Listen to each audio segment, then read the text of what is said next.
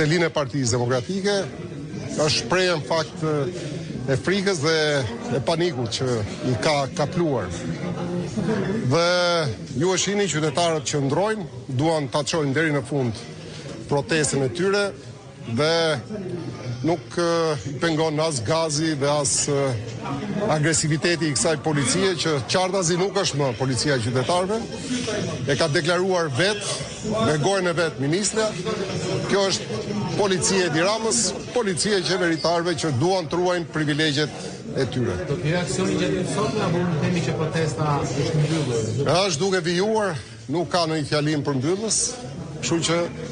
ju mund t'i filmoni, mund t'i xhironi, një pjesë e madhe janë aty jashtë, të tjerët janë në pjesën e parlamentit, ndërkohë që edhe njerëz të tjerë nuk duan të largohen, duan ta vazhdojnë, sepse duan të shprehin zemërimin dhe revoltën e tyre. Ja të qëllimi protestat i sotme? Protestat janë vazhdim në një procesi protestash dhe duke qenë se kjo ishte akoma më madhe, më fort se protestat e tjera, e realizuar në pak ditë në distancë nga data 10, tregon qartasi që frekuenca është duke ushtuar, qëndresa është duke ushtuar, qytetarët janë gatshëm ta vazhdojnë dhe patjetër ne lexojmë të dëshirë qytetarëve, të protestë dhe revolt tyre dhe do vazhdojmë të shtojmë frekuencën duke kaluar pastaj në atë qëndrueshmërinë totale për të arritur qëllimin kryesor që kanë protestat apo që ka procesi i protestave. Faleminderit. Atëherë Armela ishte deputeti i Partisë Demokratike, zoti Luciano Bocci, në një prononcim për gazetarët lidhur me situatën e gazit Lociellës që tashmë po hidhet masivisht edhe në selinë e Partisë Demokratike, ku ka hyrë edhe në korridoret e selisë blu si shenjë paniku dhe frike. E cilësoi zoti Bocci gazin masiv, ndërsa theksoi se kjo tashmë nuk është më policia e shtetit, policia që po helmon sipas tij qytetarët me gaz Lociellës, megjithëse i theksoi se pavarësisht reprezales dhe gazit Lociellës që po hidhet masivisht drejt protestuesve, nuk e kanë dalur ata në protestën e tyre, që siç theksoi zoti Bocci, që qytetarët janë në rrugë duke vijuar protestën dhe duke mos u ndalur pavarësisht të gjithë tentativave. Me kamrën më ndihmon operatori që po hidhet sërish në fakt gaz Lociellës në selinë e Partisë Demokratike, nuk ka të ndalur, është duke u hedhur gjithë kohës gaz nga ana e parlamentit drejtuar selisë së Partisë Demokratike, ndërkohë që më herë u të hodh shumë më pranë selisë blu, çfarë detyroi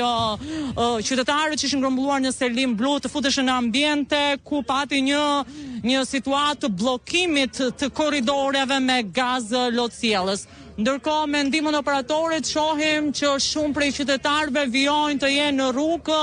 disa po drejtohen drejt selisë Partisë Demokratike, e disa janë në derën kryesore në të kësaj selie, ndërkohë që paktën ashtu siç konfirmuan deputetët e Partisë Demokratike, kjo protestë nuk është mbyllur ende, do të ketë një fjalë përmbyllëse të saj, ndërsa është theksuar që kryengritja paqësore e opozitës do të vazhdojë. Në fakt Armela është hedhur po hidhet masivisht gaz Lociellës në selinë e Partisë Demokratike. Shohim këto pamje të drejt për drejta dhe qytetarët që po afrohen me vrap, le ta themi kështu, drejt selisë për të shpëtuar gazit Lociellës. Po hidhet masivisht, unë mund të them që është mbytur. Nuk ka qenë kjo sasi, Marsi, e konfirmon edhe ti, nuk ka qenë kjo sasi në 10 shkurt. Jo, asnjëherë në krahasim me herën e kaluar, selia blu mund të themi që është bllokuar nga gazi Lociellës, është hedhur masivisht dhe jo vetëm është hedhur masivisht, por është hedhur intensivisht. Po bën tani policia e shtetit një shkelje të ligjit qartazi, është kjo pyetja që vlen të ngrihet sot dhe që do duhet të ndalemi në vijim në një tjetër shkelje të qartë, ku janë dhe deputet Partisë Demokratike, është zoti Balliu, me çfarë kuptoj unë që është ndjer keq, shoqëruar nga zoti Kolliçi dhe të tjerë përfaqësues Partisë Demokratike, pra hedhje e gazit Lociellës dhe sul në drejtim të selisë së Partisë Demokratike, jo thjesht më në rrugë, por me një objektiv të qartë. Selin e Partisë Demokratike, deputetët e Parlamentit të Shqipërisë, si shohim në këto momente, në këtë gjendje, që praktikisht nuk arrin zoti Balliu të shohë më si pasojë e gazit Lociellës, ndaj edhe shoqërohet ai nga zoti Kolliçi dhe ai nuk është se ndihet më mirë, duke qartësisht kjo gjë nga pamjet dhe shohim vazhdimisht sasinë e madhe të tymit dhe gazetarët, kolegen Marsi Koreshi, Marsit pam pak çaste më parë që praktikisht detyrohesh të mbash maskën edhe aty. Në fakt të shpëtuar nga mbetet e Selis, por këtu dua të them që situata është akoma më mbytëse, sepse korridoret janë të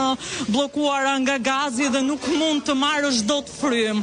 Po shohim se si shoqërohen, që të kuptojnë situatën e rëndë, shohim qytetarë të ndryshëm, zonja, por edhe të mitur, një të mitur e pam pak çaste më parë që shoqërohen, po kështu e të moshuar të tjerë, një tjetër zotëri që po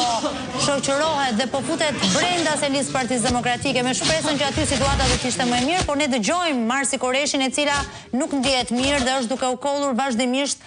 si pasojë e mungesës së oksigjenit dhe sasisë së madhe të gazit Lociellës. Po të lë kohë Marsi derisa të qetësohesh që të mund